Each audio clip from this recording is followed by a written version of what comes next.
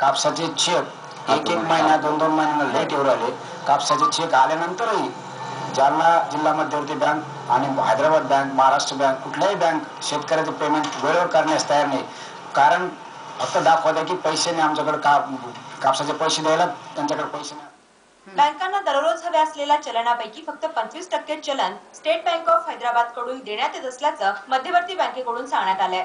तर कापूस खरेदीचा अंदाज आला नसल्यानं ही परिस्थिती ओढवली असल्याचं स्टेट बँक ऑफ हैदराबादच्या अधिकाऱ्यांनी सांगितलंय.